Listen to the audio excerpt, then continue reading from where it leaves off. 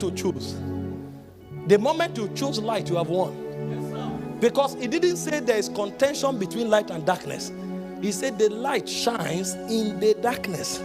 And he said the darkness does not have the technology to comprehend the light. That means the darkness is not just not able to fight.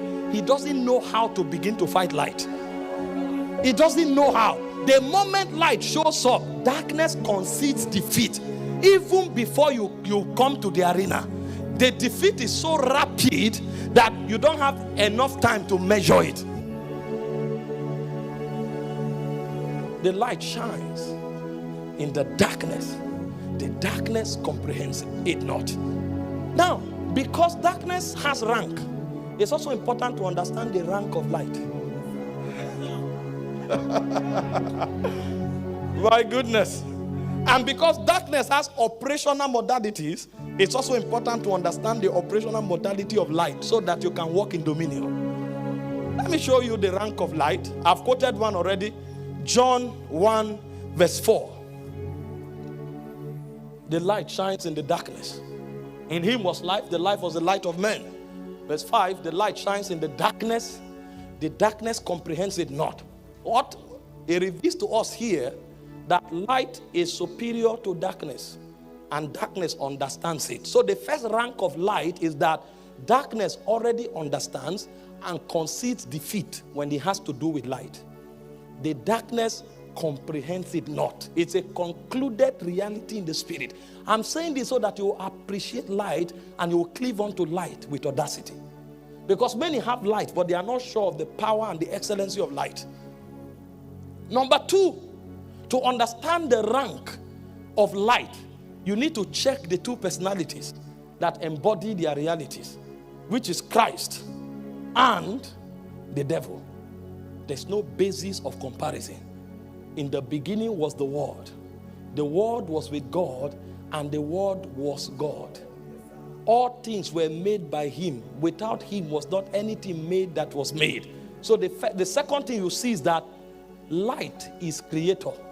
Darkness can create nothing. At best, it can destroy. And you know what? The excellency of light is that whatever darkness destroys, light can create again. That's the mystery of the resurrection. He said, whoever is in me will not die. John 11:25. And he said, even if he were dead, he will live again. So light has so much authority in that it creates, darkness cannot create. And if darkness destroys what light creates, light still has the potential to recreate. In the beginning, God created the heavens and the earth. And the earth was void, and darkness was upon the face of the deep. And God showed up again. Light be. The moment light came, recreation began again. So it makes darkness helpless in the face of battle. If I don't do anything, he can create. And if I destroy, he can recreate. And if I destroy, he can recreate. And he doesn't just recreate. He recreates in such a way that you forget about the destruction that ever happened.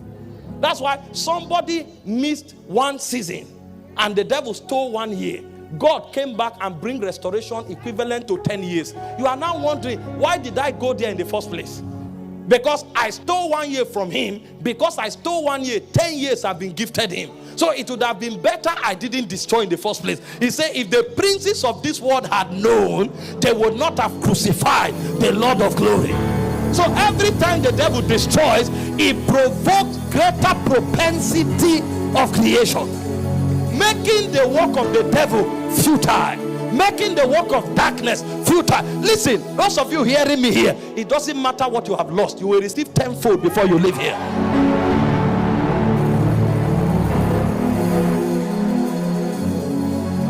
Tenfold before you leave here.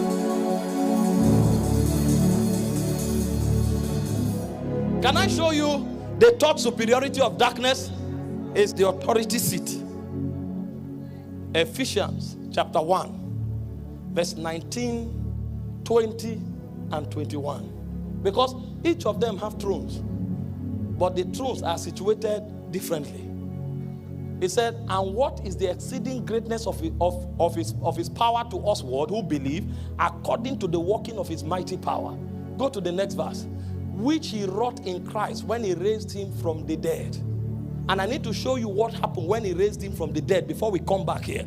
Colossians chapter 2, verse 14 and 15. I want to show you something so you understand that what is happening here is not something that was just stated. It was something that was protocoled through a spiritual activity. It said, blotting out every handwriting of ordinance that was written against us, which was contrary to us, and took it away by nailing it on the cross. And it said, having spoiled principalities and powers, he made a public show of them, triumphing over them. So he didn't just destroy them in hiding, he destroyed them. You know, this word public show is, if you understand the history of war in the Roman Empire, that you will know what this means.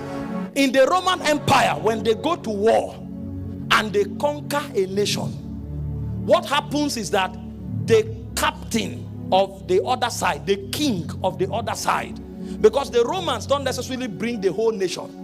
What the Romans do is that when they conquer you, they send an ecclesia to take over your territory. But what they do to your king is that your king will be paraded. So the king of the Roman will return in a victory parade, and the whole city will clap and welcome him. Then he will sit in the middle of the city, and then they will parade the defeated king naked, and he will show up with all his weapons, and he will drop the weapon willingly and surrender for anything the winning king wants to do to him. If he wants, he will enslave him for a lifetime. If he wants, he will behead him. If he wants, he will do whatever he wants, and he will not struggle again, because he has done everything he needs to do on the battlefield, and all his strategies have failed. So now he has submitted in loyalty to the authority of the winning king. So when he said he made a public show of them, it means Satan, principalities, powers, dominion were paraded. And when they were paraded, they surrendered to the master. Hey! Mama Raketoria Bagata Manda Prato Setevi.